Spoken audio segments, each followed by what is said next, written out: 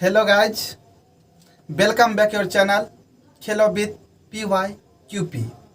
I am Science Rajkumar and I am going to tell you about some important objective question and some important explanation the chapter of an epitaph. So let us start.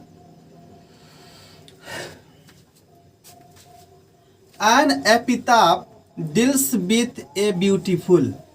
N epitaph में कौन ऐसी खूबसूरत चीज़ है जिसके बारे में चर्चा किया गया है। तो इस जब कविता पढ़ाते थे या पोएम जब पढ़ाया करते थे तो उसमें बार बार जो जिक्र होता था एक ही वर्ड का, लेडी का, ब्यूटीफुल लेडी। तो इसका जो आंसर हो गया lady. The lady mentioned in the poem an epitaph belong to. जिस लेडी का इस कविता में दर्शाया गया है जो कि एन एपिताफ चैप्टर में है, तो ये जो लड़की जो है, जो ये लेडी है, ये कहाँ से बिलोंग करती थी। तो इसका आंसर हो जाएगा आपका वेस्ट कंट्री। इसका नॉर्थ कंट्री नहीं होगा, इसका ईस्ट कंट्री भी नहीं होगा, इसका साउथ कंट्री भी नहीं होगा। इसका आंसर हो जाएगा द वेस्ट कंट्री। ये वेस्ट कंट्री से जो है यह पश्चिमी देश के बहुत ही सुंदर एक नारी थी। तो ये जो इसका जो आंसर जो हो जाएगा वो हो जाएगा आपका वेस्ट कंट्री। फिर चलते हैं the term crumble used in the poem an epitaph means to dash. इस जो एन एपिताफ चैप्टर में क्रम्बल का जो यूज किया गया है वो डेथ के जो है, डेथ के आंकड़ा को लेकर किया गया है। जैसे इसमें कहा गया है, एक लाइन दिया गया था, when I crumble who will remember this lady of the best country. तो व्हेन आई क्रम्बल, यदि मैं छोटे छोटे टुकड़े में टूट जाऊं तो तुम्हें याद करने वाला कौन होगा। अर्थात यदि मैं जिंदा हूं तो मैं तुम्हें याद करता हूं और मैं मर जाऊं तो इस पश्चिमी देश के नारी को याद करने वाला साथ दुनिया में कोई नहीं होगा। इसलिए इसका क्रम्बल का अर्थ हो जाएगा, इसका दूसरा नंबर, इसका हो जाएगा आपका थर्ड नंबर क्वेश्चन का आंसर हो जाएगा डाई। क्रम्बल का जो है, ये क्रम्बल का मतलब डाई इसका हो जाता है। क्या कि छोटे छोटे टुकड़े में बट जाना, अर्थात मरने के बाद जब उसका ब्लड का एटम जो है जो बिखर जाएगा छोटे छोटे टुकड़ों में, अर्थात उसका डेथ हो जाएगा, अर्थात उसका आंसर हो जाएगा डाई। डाई मतलब मर जाना। फिर अगला क्वेश्चन की तरफ चलते हैं। An epitaph is written by. An epitaph के जो रचनाकार हैं वो हैं आपके वाल्टर डिलामेयर जी जो हैं, सो है। तो एन एपिताफ के जो लिखने वाले व्यक्ति है, रचनाकार जो हैं, वो है वाल्टर डिलामेयर। तो इसका आंसर हो जाएगा आपका वाल्टर डिलामेयर। फिर आगे की तरफ चलते हैं। Walter de la Mare was born in.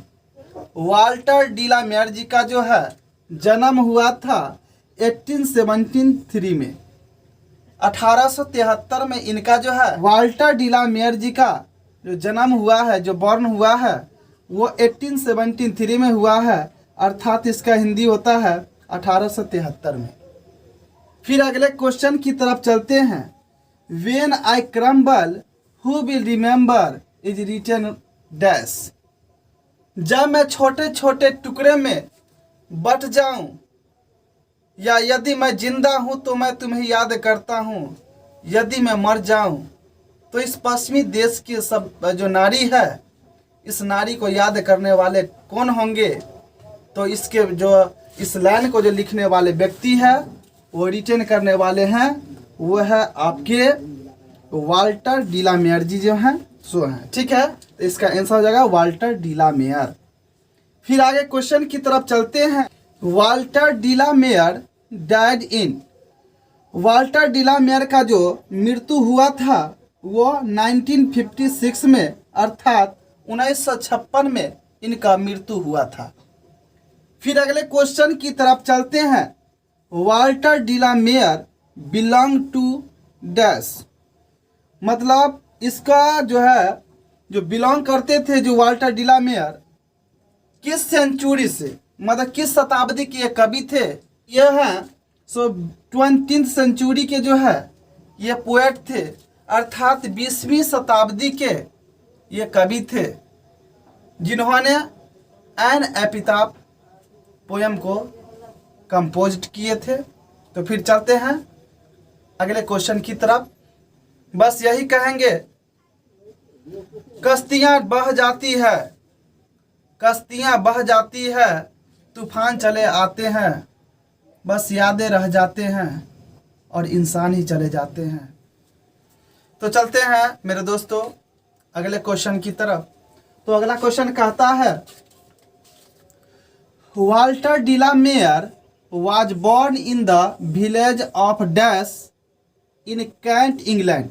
Walter de la Mare ji का जो जन्म हुआ था वह इंग्लैंड के कैंट एरिया के किस गांव में हुआ था? तो आपको मैं जब चैप्टर पढ़ाया था तो शुरू में ही बताया था इसके बारे में, कार्ल्टन इन कैंट। तो इसका आंसर हो जाएगा, we can say that the answer of Carlton. फिर चलते हैं अगले क्वेश्चन की तरफ। तो songs for children Peacock Pie is written by dash. Songs for children Peacock Pie is written by Walter de la Mare. तो ये जो दोनों जो है, ये चैप्टर जो लिखने वाले व्यक्ति हैं ये वाल्टर डिलामेयर जी हैं। फिर अगले क्वेश्चन की तरफ चलते हैं। The lady belonged to the dash country. जो लेडी है वो किस कंट्री से बिलोंग करते थे? तो वो वेस्ट कंट्री से वो बिलोंग करते थे। तो इसका आंसर हो जाएगा, we can say that the answer of west, west country इसका आंसर हो जाएगा। फिर अगले क्वेश्चन की तरफ चलते हैं। The lady lies in dash. जो लेडी लाइज की हुई है अर्थात वह लेटी हुई है, तो लाई का मतलब लेटना, तो यहाँ तो ये लेटना नहीं कर सकते हैं।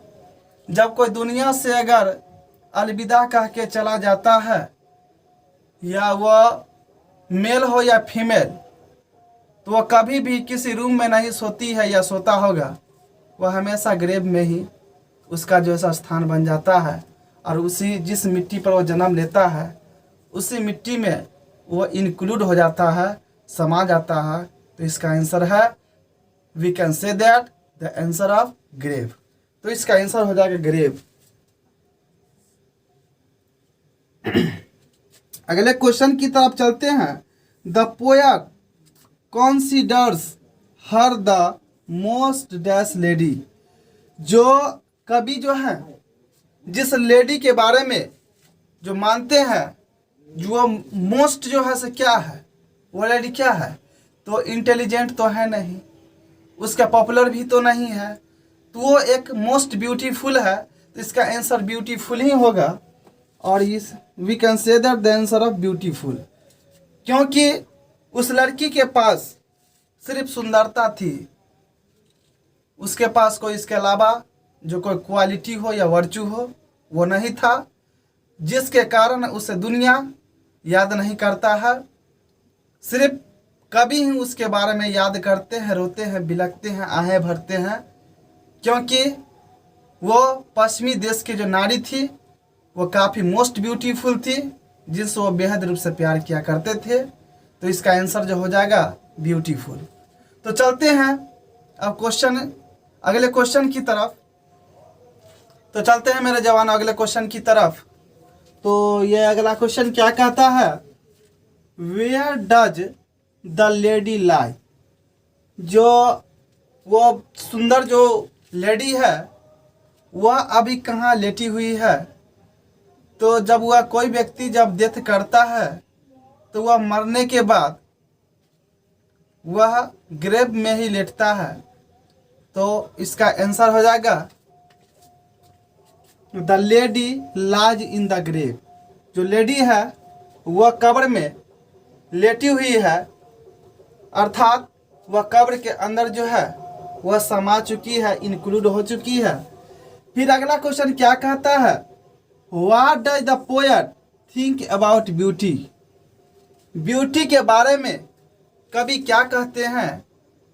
According to the poet, beauty is not permanent, everything is temporary here, it vanishes और passes but rare in the world. इसका मतलब ये हुआ कवि के अनुसार, अर्थात कवि कहते हैं किसी की सुंदरता सदा के लिए नहीं है। दुनिया में जितना चीज़ देखते हैं वह हर एक वस्तु जितना भी है वह सारा का सारा टेम्पोररी है, वह सदा के लिए नहीं है, वह परमानेंट नहीं है। इट वेनिसेज और पासेज, किसी की भी सुंदरता हो धीरे धीरे वह समाप्त होने लगती है, गुजर जाती है। इसी पर एक गाना निकला था, जो गोरे रंग पे न इतना गुमान कर, गोरा रंग तो एक दिन ढल जाएगा। तो कहने का मतलब यही है, किसी की भी सुंदरता कितनी सुंदर क्यों ना हो, एक न एक दिन उसको जिस पृथ्वी पर वह जन्म लेता है उसी पृथ्वी के जो मिट्टी है उसी मिट्टी में उसे मिल जाना है। किसी का भी सुंदरता सदा के लिए नहीं रहता है, वह धीरे धीरे जो है सो समाप्त होने लगता है, गुजर जाता है। तो फिर अगले क्वेश्चन की तरफ चलते हैं। अगला क्वेश्चन जो है वह एक्सप्लेनेशन है। एक्सप्लेनेशन में कहते हैं कभी, ब्यूटी वेनिसेज, सुंदरता जो है वह खत्म होने लगता है, ब्यूटी पासेज, और ब्यूटी जैसे गुजर भी जाता है। However rare it be and when I crumble who be remember this lady of the best country. यदि मैं जिंदा हूँ, व्हेन आई क्रम्बल, यदि मैं छोटी छोटी टुकड़ों में यदि मैं बढ़ जाऊं, अर्थात जब मैं जिंदा हूं तो मैं तुम्हें याद करता हूं, और जब मैं मर जाऊंगा तो तुम्हें याद करने वाला कौन होगा? अर्थात इस पश्चिमी देश के नारी को जो है वो याद करने वाला शायद दुनिया में कोई नहीं होगा। इसके बारे में वो एक्सप्लेन करने के लिए कवि कहते हैं, और कहते हैं कवि क्या कहते हैं, these lines have been taken from an epitaph. ये जो पंक्तियाँ जो ली गई है, ये सारा के सारा जो पंक्तियाँ है ये ली गई है वो एन एपिटाफ जो है पोएम से ली गई है, कंपोज्ड बाय वाल्टर डिलामेयर, जिसके रचनाकार वाल्टर डिलामेयर जी हैं। Here the poet says that, यहाँ कवि कहते हैं कि ब्यूटी इज नॉट परमानेंट, किसी की सुंदरता जो है वह सदा के लिए नहीं है। इट वेनिसेज, वह धीरे धीरे खत्म हो जाएगा, और पासेज, और गुजर भी जाएगा, but it is rare in the best country. जो यह जो है दर्शा रहे हैं किसके लिए? तो वो बेस्ट कंट्री के लिए, क्योंकि वो बेस्ट कंट्री के ही लड़की से वो, अर्थात लेडी से वो बेहद रूप से प्यार किया करते थे। तो वहीं के जो वो लड़की है जो मोस्ट ब्यूटीफुल गर्ल है, उसके बारे में कवि कहते हैं, जो धीरे धीरे एक न एक दिन उसकी सुंदरता जो है सो समाप्त हो जाएगा। और दुनिया में जितने भी लोग हैं वो सारे के सारे समझते हैं, जो हमेशा जो सुंदरता की तरह बात करते हैं, लेकिन ये नहीं कर सोचते हैं जो एक दिन जो है मेरा जो है ठिकाना एक दिन कब्र की ओर होगा, वो कभी नहीं सोचते हैं। जो मेरा जो अभी जिस तरह का फेस है, मेरी सुंदरता है, वो धीरे धीरे एक न एक दिन वह जो है दुनिया से विलीन हो जाएगा, ख़त्म हो जाएगा, वो नहीं सोचते हैं कोई भी लोग। तो इसी के बारे में वो एक तरह से ये समझ लीजिए वे बेस्ट कंट्री के से रिलेटेड वो बातें करके हम सभी को पूरे दुनिया को समझा रहे हैं। और इसी पर जो ये चैप्टर जो एन एपिटाफ लिखे हैं, शायद ये 12th जो चैप्टर का ये वेरी वेरी इंपॉर्टेंट आपका ये जो है सो पोएम है। इससे आपका क्वेश्चन ये रहता है, एक्सप्लेनेशन कितने बार परीक्षा पूछ चुका है ये क्वेश्चन, ये जो भी क्वेश्चन भी दिए हैं ये लगभग जो है सब पूछ चुका है। कितना बार? लगभग जैसे जब आप क्वेश्चन बैंक उल्टा कर देखेंगे तो आपको शायद पता चल जाएगा। क्योंकि अगर मेरी बातों पर यकीन नहीं हो तो आप इस शहंशाह के प्लेटफॉर्म की धरती से पूछ सकते हैं, यहाँ की तन्हाइयाँ से पूछ सकते हैं, यहाँ की खामोशियाँ से पूछ सकते हैं। जहाँ भी टच करोगे बस एक ही नाम निकलेगा, शहंशाह शहंशाह शहंशाह। तो लेट स्टार्ट। फिर अगला पंक्ति मुझे चुपके से कह रहा है कि शहंशाह तुम्हें समय नहीं देता है रुकने के लिए, अर्थात मैं तुम्हें इजाज़त नहीं देता हूँ रुकने के लिए। तो चलते हैं फिर अगले कदम की ओर। फिर आगे क्या कहते हैं, he repents that nobody will remember her after his death. जब उसका मृत्यु हो जाएगा, किसका? तो कवि का। वो तो लेडी अभी डेथ कर चुकी है, तो लेडी का जो है सो डेथ हो चुका है, और उसको सिर्फ याद करने वाला व्यक्ति वो कौन है? तो वो सिर्फ पोएट है, कवि है, वाल्टर डी ला मेयर जी। वाल्टर डी ला मेयर जी प्रत्येक दिन वो ग्रेव पर जाते हैं, अर्थात कब्र पर जाते हैं, और उन्हें फूल से अर्पण करके और प्रत्येक दिन रोते बिलखते हैं और कहते हैं, मैं अभी जब जिंदा हूँ तो मैं तुम्हें याद करता हूँ, जब मेरी मृत्यु हो जाएगा तो साथ इस दुनिया में इस सुंदर नारी को, अर्थात पश्चिमी देश के जो सुंदर नारी है उसके साथ दुनिया में कोई याद करने वाला नहीं होगा, क्योंकि तुम्हारे पास तो सिर्फ सुंदरता थी, कोई गुण नहीं था। और दुनिया किसी को सुंदरता से याद नहीं रखता है, किसी को गुण के हिसाब से याद रखता है, क्वालिटी को याद रखता है। तो फिर चलते हैं आगे की तरफ। सो ही सेज, इसलिए वह कहते हैं, when I crumble who will remember this lady of the best country. तो यही आपका जो है ये जो है एक्सप्लेनेशन था। यदि आपको मेरा वीडियो अच्छा लगा हो तो लाइक, शेयर, सब्सक्राइब एवं बेल आइकन को दबाना न भूलें। Thank you for watching video.